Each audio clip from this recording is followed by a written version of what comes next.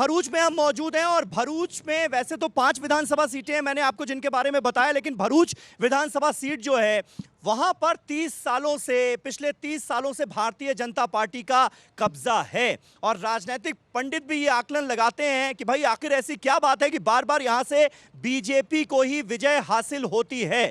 पटेल साहब, एक एक करके अब मुझे लगता है आप और कांग्रेस पार्टी के नेता जवाब दें तो बेहतर होगा। क्या वजह आप मानते हैं, ये भरूच विधानसभा सीट का चक्कर आखिर है क्या, माजरा है क्या?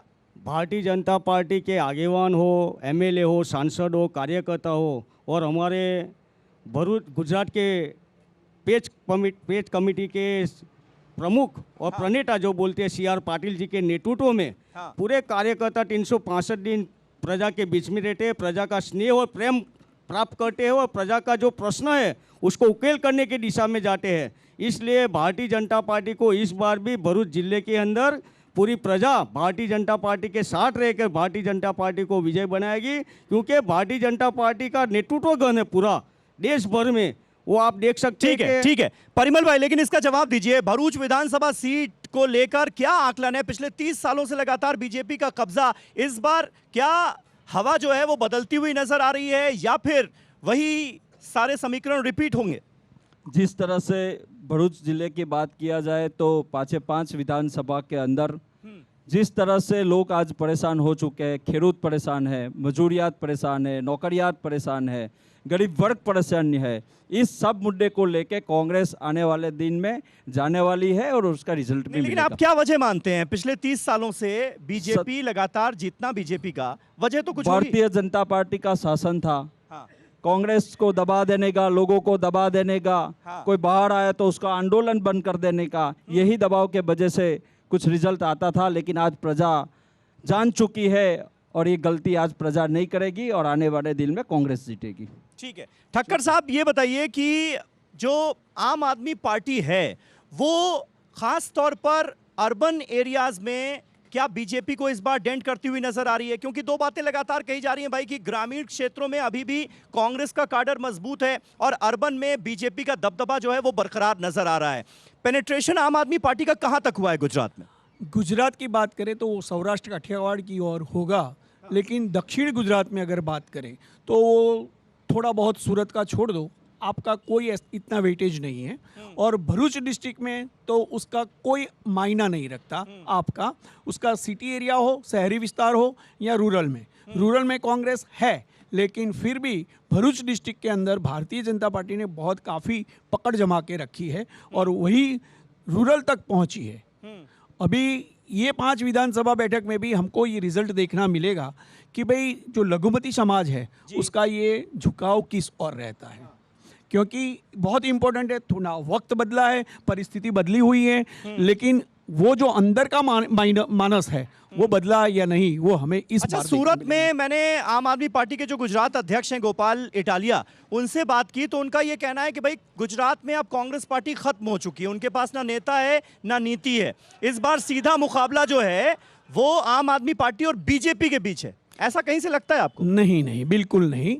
गुजरात में इटालिया जी जो कहते हैं वो भी मेरे दोस्त हैं, लेकिन कुछ हद तक रहता है उनका। केजरीवाल जी का पहले से ही ऐसा ये रहा है बिहेवियर कि भाई आप अपने आप को ठोक दो पब्लिक के ऊपर, जो बोलो, जो मन में आए वो बोल के करो। लेकिन गुजरात में पब्लिक इतनी अनपढ़ नहीं है, वो उसको जहाँ फीलिंग्स रहती है वहीं पे रहती है, वो सोच समझ कर। ये मुफ्त वाला रेवड़ी कल्चर तो गुजरात में कहीं भी चलने वाला नहीं है। लेकिन ठक्कर साहब मुझे ये बताइए कि 2 बड़े मुद्दों का जिक्र कांग्रेस पार्टी की तरफ से किया जा रहा है, महंगाई और बेरोजगारी। ये 2 बड़े मुद्दे क्या वाकई गुजरात चुनावों के मद्देनजर बड़े माने जा सकते हैं? आपने सही कहा, ये 2 मुद्दे बड़े ही हैं, रोजगारी का और महंगाई का।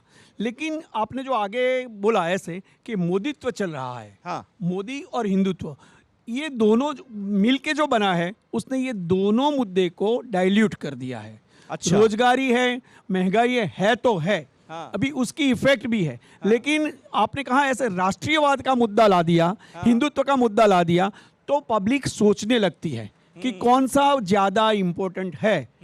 आपको सिक्योरिटी चाहिए, शांति और सलामती चाहिए, या कुछ पैसे ज्यादा? क्योंकि जो भारतीय जनता पार्टी पहले पेट्रोल या डीजल के भाव बढ़ने पर आंदोलन करती थी वो अभी कह रही है कि हम लोग विकास के पीछे जो काम कर रहे हैं हाँ। और विकास कुछ दिख भी रहा है। हाँ। जैसे कि रिलीजियस प्लेसेस जो है वहाँ डेवलपमेंट हुआ है। ठीक है, लेकिन परिमल जी ये बड़ा इंपॉर्टेंट पॉइंट है। देखिए, महंगाई और बेरोजगारी ये दो बड़े मुद्दे हैं, जनता से जुड़े हुए मुद्दे हैं, सीधे जनता को कनेक्ट करने वाले मुद्दे हैं, लेकिन उसके बावजूद भी मोदित्व जो है वो इन पर हावी होता हुआ नजर आ रहा है, ये ठक्कर साहब कह रहे हैं। क्या आपका असेसमेंट क्या है, कैसे इसका सामना करेंगे? और इस बार कोई मुद्दा चलने वाला नहीं है। जिस घर की, जिस परिवार की जब हालत होती है वो हालत देखते ही आज प्रजा सोचने लगी है। आने वाले दिन में कोई हिंदुत्व का मुद्दा, ना मोदी साहब का मुद्दा, कोई मुद्दा आने वाले दिन में चलने वाला नहीं है। कोई मुद्दा चलने वाला नहीं है। पटेल साहब, इस बार लेकिन क्या आप ये मानेंगे कि पिछली बार से चुनौती कम हुई है या बढ़ गई है ज्यादा? क्योंकि अब आपका आम आदमी पार्टी और कांग्रेस दोनों से सामना है।